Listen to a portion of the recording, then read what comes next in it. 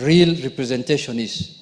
Mr. Honorable Bwire, congratulations for the work you've done. This is how you represent your people, by especially taking care of the minorities. But having said... They are worse than minorities, they are stateless. They are stateless, actually. Yeah, right, Mr. Speaker. They're even worse than minorities. But having said that, Mr. Speaker, people only realize the fruits of their rights, enjoyment of a right, when you lose it. Mr. Speaker, there are people also in this country who face a lot of discrimination in terms of even acquiring. Kenyans who are unable to acquire national documents like national identity card and passport. Mr. Speaker, I am shocked. I am shocked when I saw a governor in this country, in this Republic of Kenya, Mr. Speaker, shouting at the top of his voice from somewhere in Mount Elgon or somewhere there in Trans Nzoia, saying some Kenyans should not be given the identity cards. Mr. Speaker, I came to realize the training of a person is very important in life. And the way I'm getting trained in this house, Mr. Speaker, is what has made me serve the people. Mr. Speaker, some of the people who have gone through the provincial administration, who have served in that region of northern Kenya, Mr. Speaker. I started training you when you were a councillor. Kabisa, Mr. Speaker. Yes. In Malakisi. You took me to Malakisi in 2005 so that I can interact with the public, you remember. Yes. Mr. Speaker, a whole governor stands in his place addressing a gathering of Kenyans saying that other Kenyans must be discriminated against. Mr. Speaker, I know the governor was a former PC or a former DC, and I know the culture that goes on when you are especially posted to northern Kenya, where you have to be paid for you to give somebody's identity card. And that's how some of them have made their money, Mr. Speaker. That is a colonial mentality. That man does not deserve to lead anybody in Kenya, Mr. Speaker. It is very, very heartening, Mr. Speaker. Disheartening. He does not even be a village elder, Mr. Speaker. When you can come openly and say that certain Kenyans should not be given an ID because they are bordering another country. Even him is running a county that is bordering Uganda. Shame on him. Shame on him. Mr. Speaker. Mr. Speaker, I know that community is discriminating against live in Trans Nzoia, Mr. Speaker. And you know you are their leader, Mr. Speaker. You come from there also. I can assure you they will never vote for him again. He has lost those votes. His name is Honorable Nakimbia or Nakimbia. Nakimbia too. He's just running everywhere, Mr. Speaker. Mr. Speaker, I was taken aback, Mr. Speaker. I know what discrimination people go through in that region. There are many children in northern Kenya who have finished schooling, they have finished colleges, they have finished universities, they cannot get employment because they don't have an ID. They cannot even get admission to university because they don't have an ID. That is the kind of leaders nowadays we have in Kenya, who is openly saying in a public forum that let us discriminate against this community. And you are calling yourself a governor who is supposed to be leading a multi-society, multi-ethnic, multi-religious county, Mr. Speaker. Mr. Speaker, this is where I know tomorrow he'll be shouting in a burial there, in Bukusola and in Trans Nzoia, abusing me. I don't care. This is where I will speak. People of Suna, who I represent, who include Luos, Koreas, Subas, Somalis, lawyers, Giria, everybody, have told me to speak here and tell that governor that he is wrong. He cannot discriminate against other Kenyans. Who is he, Mr. Speaker? What the hell does he think he is? Keep on, talking open. And I don't know why NCIC is no longer functioning. I thought the first person they will arrest or they will summon is that governor, that raw governor. Is actually a raw governor. Yes. Mr. Speaker, bordering another county does not mean you must be discriminated against. How many counties border other countries? Mandera borders another country. Busia borders another country. Where I come from, Migori, borders Tanzania. Narok borders Tanzania. Trans Nzoia borders Uganda. Kwale borders Tanzania. That does not mean that you have to discriminate against Kenyans who are staying in those counties. If he's fearing that community is going to have numbers in the next election, and they may vote for certain in a certain way, let him tell his community to give more birth to more children. Mr. Speaker, I am taken aback, and I'm going to bring a petition, by the way, to discuss that matter in this House. Mr. Speaker, a national leader who is running a county, I repeat again, that's multi-ethnic, multi-religion, denomination. Mr. Speaker, that cannot be left. I saw the other day in some burial I attended, not at some burial, the burial of my speaker's mother, talking a lot of things. I could not even respond to him. I just kept quiet. When I remembered what he said from the community that I come from ancestry, I just looked at him and said, this is the guy who wants to deny my people ID cards. This is the guy who wants to discriminate against other Kenyans. This is the guy who wants other Kenyans to be called non-Kenyans. And he used to be a former regional ward, where if we start talking about what happened even under his leadership in the Rift Valley, Mr. Speaker, we'll be speaking here all day. People were tortured, people were killed, houses were burnt in the Mau Forest, people were removed from Mau Forest at night, their homes burnt, everything done, people died, and he still has the audacity to tell everyone who cares that, oh, you're a stupid man, I can talk whatever I want. You cannot discriminate against other Kenyans and you expect us to keep quiet. We will not do that. Thank you. Thank you, Mr. Speaker. But, Mr. Speaker, I will say what I've said on this floor of the House, outside the House, and I will go even to Trans Nzoia in Kitale Town and say it. Those few remarks, Mr. Speaker. Thank you very much. Karole Omondi. Thank you very much, Right Honorable Speaker. Let me take the opportunity to congratulate Mheshimiwa Honorable Bwire for the bold step of bringing the people of Pare ancestry to the National Assembly. I think as leaders, our job is to find solutions. That is why we are here. We can ventilate, we can say as much as we want, but if we don't offer solutions, then I don't think we are rendering the service that we are expected to do. On these two issues, we already have a solution which I've already proposed and which is being processed by the help of the Speaker and the Clerk.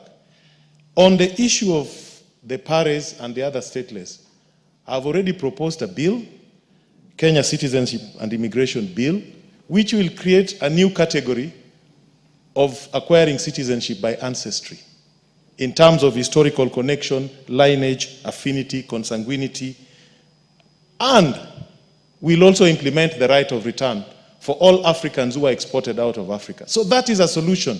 What this House should do is to support that. The second thing, the idea of IDs. Already I've proposed a bill, Registration of Persons Amendment Bill, that will enable students to get ID cards and voter cards while they are still in school. This afternoon, we reiterated what we said in Naivasha, that we should prioritize members' bills. All these solutions are amongst us here. It is up to us to actualize the solutions. So I would plead and give the Wapare people assurance that at least in this House there'll be a solution. They'll not be stateless. We will pass this bill and they will get the citizenship. In fact, I know Wapares very well. There's a famous joke in Tanzania, not to demean anybody, but they like to say, you know, my mother was from there. If you have money and you want to send it to your mother in the village, if you give it to Ampare, it will get to your mother. If you give it to Amchaga, it will not get there. But if you have a beautiful sister-in-law and you ask Amchaga to escort her to your mother, she will reach there. With Wapare, she will not reach. Thank you very much, Honorable Speaker. Yes, Benja.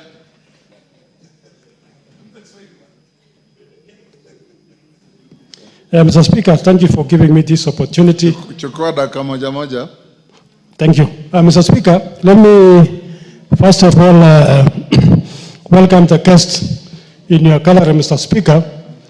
And I think their visit will go down in history as having brought the necessary changes in this republic. Mr. Speaker, to be a stateless person is the worst discrimination that you can ever be. Mr. Speaker, I'm talking as a former ambassador of Kenya to the Republic of Namibia. And Mr. Speaker, sometimes you find Kenyans who are found themselves in another country without the necessary documents. And the treatment they get, Mr. Speaker, is very bad. So, Mr. Speaker, I want to support the comments made by my colleagues. I also have a community from Rwanda who were brought a long time ago, Mr. Speaker, to come and plant tea in Kericho. And because of one or two reasons, Mr. Speaker, they have found themselves in Kenya, but they are facing discrimination. They cannot get IDs.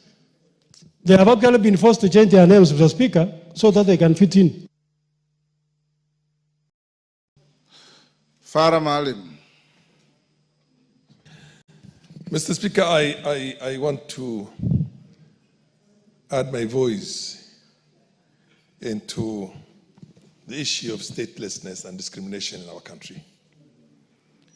Mr. Speaker, you started your legal career way back in the early 80s, and you used to travel all the way to Northeastern Province.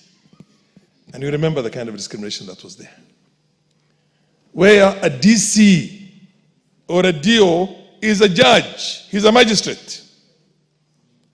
You'll be arrested by his administration police officers, and then you are brought before a DO to sentence you now on the charges that were preferred against you by the people he sent you. Mr. Speaker, we have seen a lot in this country.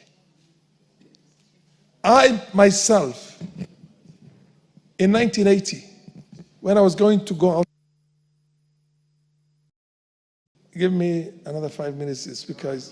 Yes. When I was supposed to travel out of the country, I was supposed to fill a form called P7 for me to get a passport. And it says to be filled by non-indigenous Kenyans like Asians, Arabs, and Somalis.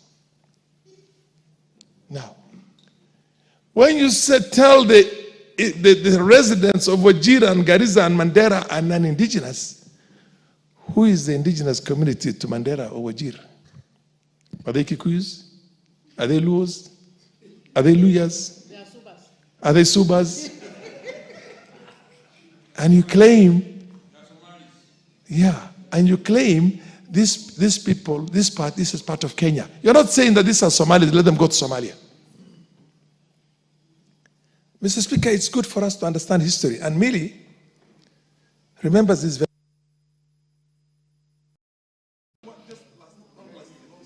Give him 1 minute. Finish up. Mr. Speaker, the DRC has suffered more than 6 million people dead. That problem started with the Banyamulenge, if you remember very well, when Mobutu Sese Seko said, you are not Zairwa, you are not Congolese. Go to Rwanda because you look like the Tutsis of Rwanda. And they went to war. And that war is still going on right now. The M23 you're hearing about is as a result of the problem that started that time. 100,000 people who are discriminated can destroy a nation of 60 million. Wapare don't have any other country. Let them be given their citizenship. Let's protect our country and our nationals. Because nobody is going to accept to be discriminated against. NATEMBEA belongs somewhere else. It does not belong to Kenya, by the way. And his ideas are crooked. Awacha akimbia mahali ingine. Atoke hapa. Mayaka, 1 minute. Asante sana Mheshimiwa Spika kwa fursa hii ili nijiunge na wabunge wenzangu kuwakaribisha wenzetu kutoka Pare katika bunge hili na kuwahimiza wajisikie huru, wajisikie nyumbani. Na Mheshimiwa Spika, kama bunge tunajiunga mkono pia kuwakataza wale ambao wanataka kuwabagua wenzetu ambao wametoka katika sehemu za mpaka na kuwashurutisha na kueleza ya kwamba wengine wao ambao ni viongozi katika kata ama kwa vile mnavyosema kwa county wanafaa kuwe katika kipao cha mbele kuwahimiza wenzetu ambao wametoka mpakani ili wawe hapa. Lakini pia Mheshimiwa Spika, nataka kuwahimiza wenzetu kutoka Pare ya kwamba siku nyingine mkikuja muje pia na vijana wachanga ili wenzetu ambao hawana mabibi waweze kupata mabwana kutoka sehemu zingine ili Wapare waongezeke na wapate mabibi kutoka. They are not hawking girls. Asante sana. They are looking for statehood. A person who is stranded and is looking for statehood cannot hawk women around.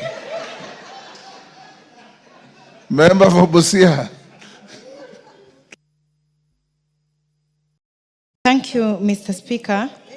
First of all is to say poleni ndugu zetu kutoka kule Coast. This issue has been there for a long time. They suffer what also our brothers and sisters who were married at the border face, proving many things. If you say you must prove if you are a Kenyan, and the only proof is that you gave birth, they want a certificate. Maybe you met in a bush, loved each other, made babies, and because many people in their lives don't go that other way of marriage processes, the only proof is kids. Public acknowledgement, the Ligrus, chiefs, they know these people, how they even started living together, their story, their history. So I want to thank the President for easing it. Then members will have to stop there.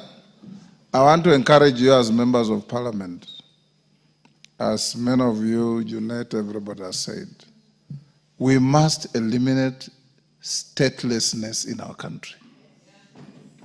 We must. There are people, even in Kabete here, there are Shonas who came to Kenya from Zimbabwe. They are stuck there stateless. They were given. That is very good. We must eliminate statelessness. And as African people, look at your history and remember, in the early 1900s, in Namibia, where Benja says he was an ambassador, I remember, the Germans gave a license to hunters, and the license read, you are free to shoot an elephant, a rhino, a lion, a buffalo, and a bushman. The bushmen are the hereros. They were licensed to shoot them on sight. The same thing that happened to other people elsewhere. We as Africans must love each other regardless. Whether an African found himself here from Senegal, or from Sudan, or from Ethiopia, or from anywhere, they are our brothers and sisters, and there is no right for them to be stateless.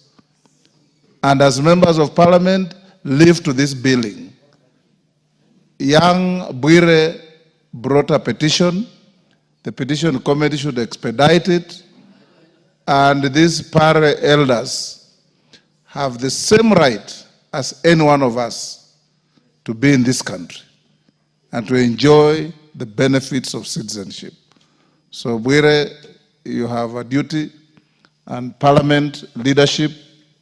In fact, you should have a catalog of all stateless communities in the country, put them in one basket, and we encourage our president to accede to giving them citizenship all at once, so that we eliminate statelessness. The Rwandese who came to weed maize in Trans Nzoia, the Burundis who came to pluck tea in Kericho, the Nubians who came to Kenya to guard the British. They brought you Nubian gin, the forerunner to Chang'an, which many of you enjoy, and many other things. Let's call the next order. Order number 8, motion, consideration of nominees to 31 National Government Constituencies Development Fund committees. As I invite Sirma to move that motion, it's a very quick motion. Move second. I don't think there's much to debate there.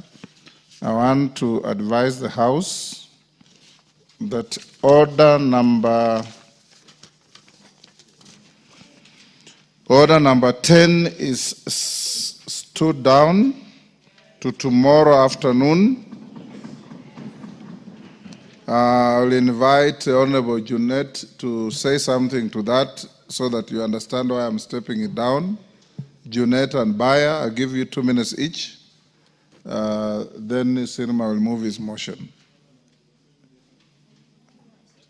The county government's additional allocations bill is being stepped down on the understanding that you had in the morning, and as leaders you have a duty to tell the House. Yes, Junet, start. 2 minutes.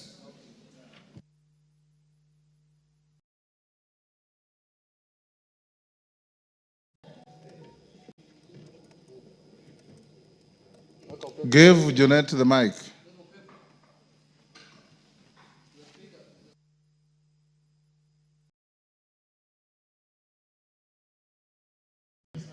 Hello. Mr. Speaker, as you are aware, members are aware, this has been a very contentious bill.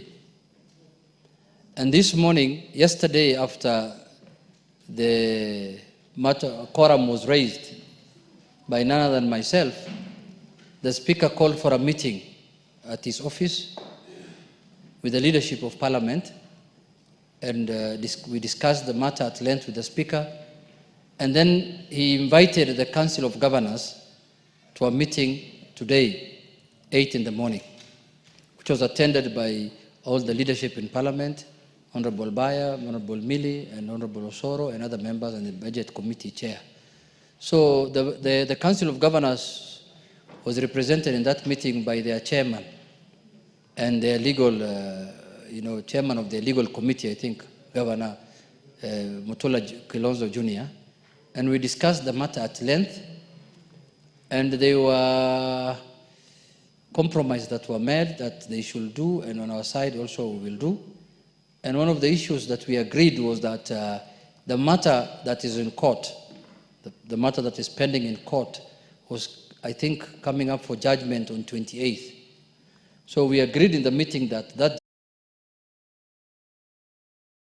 part also, as a House, we now pass the bill, because the bill does not contain RLMF also. It majorly contains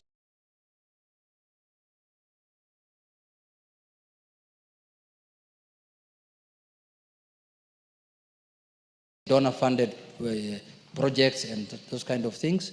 So if a consent is filed in court between the two parties to stay the judgment, and that consent is filed in court, then we can pass the bill so that also the donor funding can go to the counties. So that is what we agreed this morning, and that is what is being implemented. And we hope that by end of business today, that should end. And then tomorrow now we can go back to business of the House and bring back the bill on the order paper. But my last issue, Mr. Speaker, is, Mr. Speaker, no one in the country, whether governors or any leadership or even the citizenry, should never think that this House is opposed to devolution. Mr. Speaker, this House supports devolution completely. And that is why every year we support the Division of Revenue Bill. We have supported every county bill, every bill that concerns counties that has either originated from this House or from the Senate, Mr. Speaker. We support devolution completely because we know the intention of devolution is to make the lives of our citizens better, Mr. Speaker. The soul of this constitution is devolution, Mr. Speaker. Because there are counties that will not have received $1 billion shillings in their lives if devolution did not happen, Mr. Speaker. So nobody should send any notion that National Assembly is against devolution. We support devolution, and we will make sure devolution thrives in our country, but we want to have the Constitution respected holistically, so that the National Assembly can do their work, the Senate can do their work, and the counties can do their work, so that we have a win-win situation for the country, Mr. Speaker. Mr. Speaker, you remember we used to have a tug of war with the Senate on issues of functions. Which house is upper, which house is lower, which functions belongs to this house, which functions belongs to that, to the Senate. Luckily, the senators on their own volition went to the court. They filed a case to nullify 23 statutes that was passed by this House, Mr. Speaker.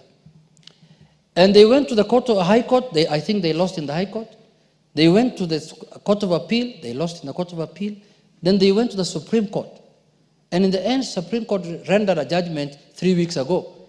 And it brought clarity that the functions of the Senate is this, and the function of the National Assembly, there is no ambiguity anymore. The issue of money bills have been sorted. The Supreme Court, in its own ruling, said that money bill is in the domain of the National Assembly. It cannot originate from the Senate. They have said any bill... It cannot originate anywhere else. It cannot originate anywhere else. My teacher is teaching me, who is the Speaker, other than the National Assembly. Yes. It is saying that bills concerning counties can originate from the National Assembly and can as well originate from the Senate, Mr. Speaker. It has also said national government CDF is not unconstitutional. It is constitutional. It is said that the National Assembly almost described the National Assembly as the upper house because of the powers that the Supreme Court has declared. It's not my own making. The ruling is in public, Mr. Speaker. It's a judgment, not a ruling. A judgment, yes. The judgment is in public. Anybody can access it. Anybody can read it. It's no longer secret. So, Mr. Speaker, even this county government issue can go to the Supreme Court. And I'm sure the Supreme Court will say that this is the position. So, please, we want to develop our country. We want to support devolution. We want to support all institutions of this country to function in accordance with the Constitution. So nobody should badmouth the National Assembly. Nobody should say the National Assembly is doing anything wrong or it's an affront to the devolution, Mr. Speaker. With those few remarks, Mr. Speaker, that is the position of the National Assembly. Owen. Thank you, Honorable Speaker. Honorable Speaker, I want to thank you for taking leadership in this matter, and also thank the leaders of the National Assembly, Junet, Mili, the Chairman of Budget, Osoro, and myself, who sat at that meeting in the morning, to actually come up with resolutions that take a firm position that everybody should respect their positions. One, Honorable Speaker, I want to reiterate the sentiments of the Honorable Junet. As a House, we support devolution, and we'll go out all our way to ensure that devolution works. But Honorable Speaker, that should not be used to twist the National Assembly. That, probably the National Assembly does not support devolution. We support devolution, but that should not be used to twist us. One of the things, Honorable Speaker, was that this case must be arrested. That's the word that was used, arrested, so that a judgment does not ensue, so that we can deal with the bill that is before us. Yes. So, Honorable Speaker, what I would like to say is that as a House, we will stand very firm on this matter, such that the governors must respect the space of the National Assembly as we respect theirs, and ensure that what is due to members of the National Assembly, or what is due to the national government, remains in the national government, because the funds that they're fighting for are national government funds that are available to Kera and Kura. And therefore, Honorable Speaker, what I would like to reiterate the position. I know yesterday members felt very aggrieved, but I think the leadership of the House will protect the members of this House and ensure that what they will require as funds for roads will still remain there. Honorable Speaker, lastly, Honorable Speaker, I would like to say this, that the governors have for a long time tried to poke holes to get much more every time. And I think it's time that we rested this matter. We pass a law, they go to court. NGCF, they want to go to court. I think it's time that they stopped doing that to ensure that we have a smooth country and everybody remains on his lane and everybody does the functions that they have been given to do. We wish the governors well. When they get money, let them implement projects that help the constituents, the county. Allow national government also to do their work, so that all this put together, Honorable Speaker, takes our country forward. But I want to reiterate what the Honorable Junet said. And I want to say this. The letter that was published by Anyang' Nyong'o yesterday was in bad faith. Bad faith. And as a National Assembly, we condemn it, and it must remain condemned. And every governor there must take their position as it is and do their work, instead of spending a lot of time trying to do things that are necessary. I thank you, Honorable Speaker. Now, Musa Sirma, you can move the motion at Order 8.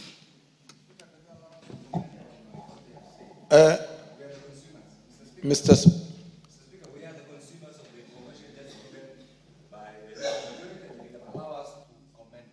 I don't want to open debate on it. Then how would we follow what they are saying? They are your leaders. You should trust them. We have one or two things to say because we have also